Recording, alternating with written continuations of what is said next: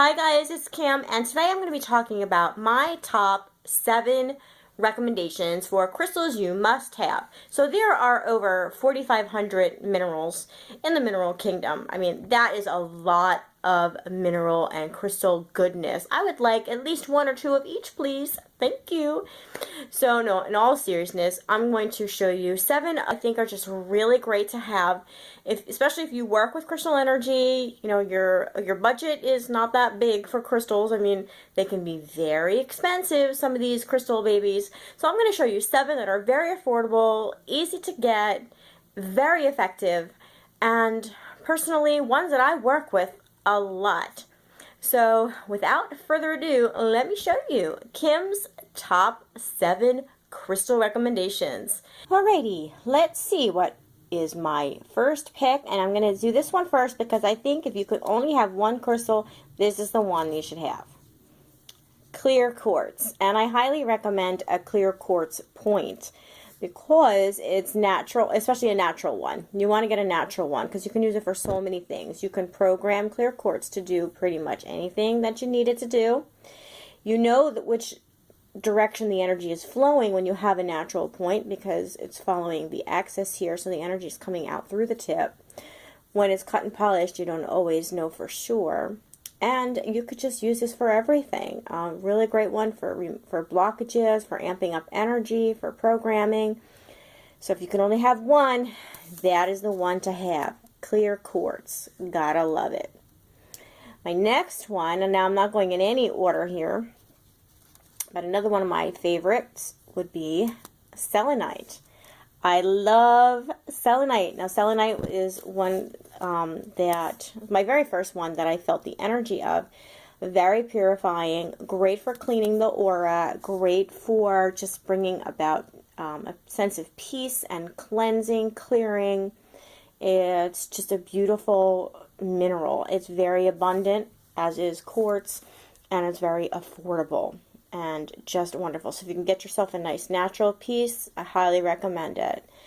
It helps with so many things in terms of your aura and your chakras and your crown chakra, and it's just a really calming mineral. All right, so I highly recommend a nice piece of selenite. The next one you certainly don't want to live without is a black tourmaline. Now, black tourmaline transmutes negative energy. It's like a battery. You know, the energy goes in one way and it goes out the other. So it goes in, you know, if it's negative energy going in and then going out positive. So nice black tourmaline. Now, you can get very inexpensive black tourmaline. It can be very expensive if you get high quality pieces. This one has a little bit of striations on it. The other side is just kind of like rough. So all depending on what kind of quality you get, but they're all equally effective, so I wouldn't worry about that. If you're not really into collecting minerals and you want them for other purposes, then, you know, get yourself a lower quality piece of black tourmaline if budget is of concern. So black tourmaline, love it for protection and transmuting negative energies. Okay, let's see what else I have here. Rose quartz, the love stone. It is so abundant and so incredibly affordable. And again, you don't have to get the high quality, really gemmy pieces. You can get a very affordable piece. Like this one is a little gemmy. It is kind of gemmy. But it's not a real deep pink. So rose quartz, the love stone, good for the heart chakra. So good for calming and soothing, tranquility, forgiveness, compassion, empathy, you name it. Rose quartz, awesome for so many things. It's good for keeping us balanced and heart-centered, because really living a heart-centered life is what it's all about, isn't it? And then we have another heart stone, but also for healing in general. This is a good general healing stone. Now this is a tumbled piece of green aventurine. Whether you choose to use tumbled or rough is up to you. I have a video about that. I'll put that in the description box below.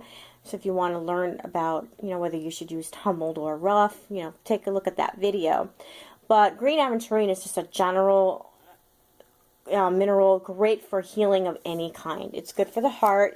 It's good for luck and prosperity. It's just a great healer, really, for just about anything. So green aventurine, again, affordable and abundant. Okay, and then we have citrine. Now, citrine, this is the only one out of the bunch that I would say can be more expensive. Natural citrine, real natural citrine, is becoming more and more rare, and so the price, of course, is going up. So natural citrine can be a little costly.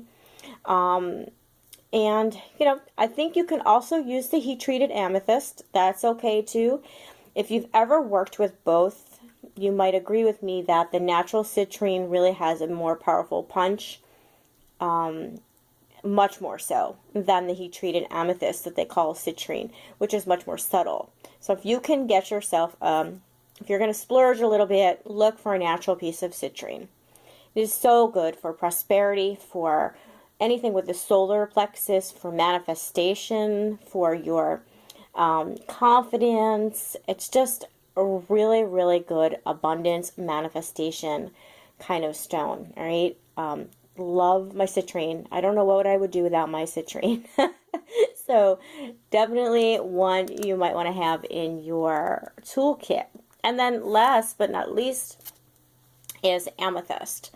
All right, again, amethyst in the quartz family, very abundant, very affordable, wonderful to work on your third eye, your crown chakra. It's great for your intuition, for wisdom, knowledge, for spiritual transformation type of thing. So good for astral travel, working with guides, anything having to do with the brain and the head, sleeping, you name it. Good for headaches, if you have headaches or migraines. So amethyst is really, really great. Now, there are so many more. I mean, you guys know I love my labradorite. I love dambarite. I love apophyllite. Really loving septarian nodule, and I love calcites, and they're all wonderful. There are just so many that are wonderful. So I don't mean to leave any out, but I just had to do a top 7, and this is what I came up with. That's it. Those are my top 7 picks. What do you guys think? Do you agree with me on these? Do you have any other recommendations on ones that you think are really must-haves in your crystal kit? I'd love to hear about your experiences and your recommendations and what you feel as well. So please let me know in the comments below. So if you haven't done so already, please take a moment to subscribe to my channel. I really appreciate that. And thank you so much for joining me on this journey. It is always such a pleasure speaking with you guys. I love hearing about your experiences with crystals. So please let me know in the comments below. And as always, have a blessed day. Mwah. Bye.